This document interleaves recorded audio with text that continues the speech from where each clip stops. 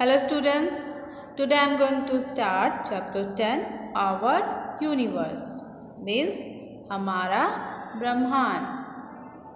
First let's begin.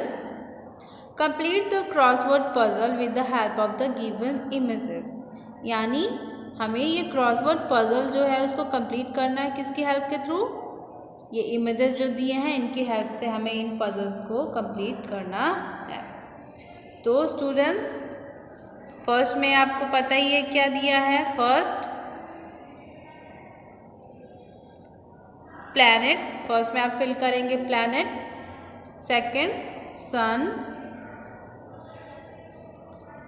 फिर second में vertical और हॉरिजॉन्टल आपको दोनों वे में फिल करना है. एक में सन और दूसरे में स्टार फिल करेंगे. थर्ड में मून और फोर्थ में आपको अर्थ फिल करना है. Okay, now let's find out about the sun and the solar system. तो आज हम अपने सोलर सिस्टम के बारे में जानेंगे. The sky above is vast, यानी जो आकाश है बहुत ही विशाल है. हमारे ऊपर जो आकाश है वो क्या है, बहुत ही विशाल है. We see the sun, moon and stars in it. तो हम इसमें क्या देखते हैं, जब रात होती है तो हम क्या देखते हैं, मून को देखते हैं और स्टार्स को देखते हैं. लेकिन डे टाइम में कौन दिखता है हमें, सन. तो ये हमें कहाँ दिखाई देते हैं, सब स्काई में दिखाई देते हैं. But there is an even bigger space beyond it. लेकिन इससे आगे भी इससे बहुत बड़ा स्पेस है, यानी जिसको कि हम विच वी कैन नॉट सी, जिसको कि हम देख नहीं सकते. यानी हमें तो सिर्फ ये यहाँ से यही दिखाई देता है, यानी इससे आगे भी आकाश जो है, ब्रह्मांड जो है बहुत बड़ा है जो हम देख नहीं सकते हैं. It has planets and their satellite. और उसमें क्या है, प्लैनेट्स हैं, उनके सैटेलाइट हैं, एस्ट्रॉइड्स हैं, comets and many more such bodies. Asteroids हैं, कॉमेट्स हैं और इस तरह की और सारी बॉडीज़ हैं. All of these bodies including the earth, sun, moon and stars are called celestial bodies or heavenly bodies. तो ये जितनी भी बॉडीज हैं जिसमें कि अर्थ आता है, सन, मून और स्टार्स आते हैं, वो सारे क्या कहलाते हैं, सेलेस्टियल बॉडी कहलाते हैं या फिर हेवनली बॉडी कहलाते हैं. All the heavenly bodies together form a very small part of our universe.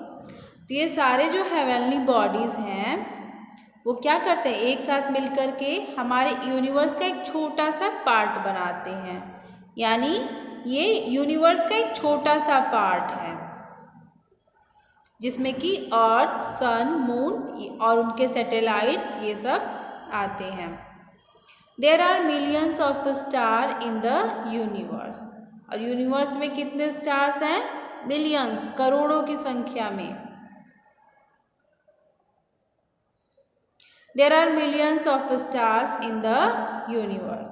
और यूनिवर्स में कितने स्टार्स हैं, मिलियंस, यानी जिनको हम काउंट नहीं कर सकते हैं. मिलियंस की संख्या में स्टार्स हैं. Now let's go to the next page. The sun is one of these millions of stars. और सूरज जो है उन millions of stars में एक स्टार है. यानी यूनिवर्स में millions stars हैं और उस स्टार्स में सन क्या है, सन भी एक स्टार है. The sun along with all the planets forms our solar system. Solar means from the sun. The sun along with all the planets forms our, और सूरज के साथ जो प्लैनेट्स हैं वो सारे मिलके क्या बनाते हैं, हमारा सोलर सिस्टम बनता है. यानी सूरज और बाकी सारे प्लैनेट्स मिलके हमारे सोलर सिस्टम को बनाते हैं. यानी सन से ही सारे बने हुए हैं, उससे रिलेटेड हैं. Our beautiful earth is one of the planets of the solar system. और हमारी जो ये सुंदर धरती है ये किसका पार्ट है? ये सोलर सिस्टम का एक पार्ट है, उसमें एक प्लैनेट है। ठीक है। Our solar system is a small part of our universe. और जो ये विशाल यूनिवर्स है, यानी जिसकी हम तुलना नहीं कर सकते, इतना बड़ा हमारा यूनिवर्स है, उस यूनिवर्स में हमारा जो सोलर सिस्टम है एक छोटा सा पार्ट है। Now next topic is the sun. अब हम सन के बारे में जानेंगे, क्योंकि सन जो है हमारे सोलर सिस्टम का बहुत ही इंपॉर्टेंट पार्ट है। Now the sun is one of the millions of star in the universe. तो जो यूनिवर्स में मिलियंस स्टार्स हैं उसमें सन जो है उनमें से एक है। It is a big ball of hot gases. और ये हॉट गैसेस यानी गर्म गैसों का एक बड़ा सा बॉल है। It gives us light, heat and energy.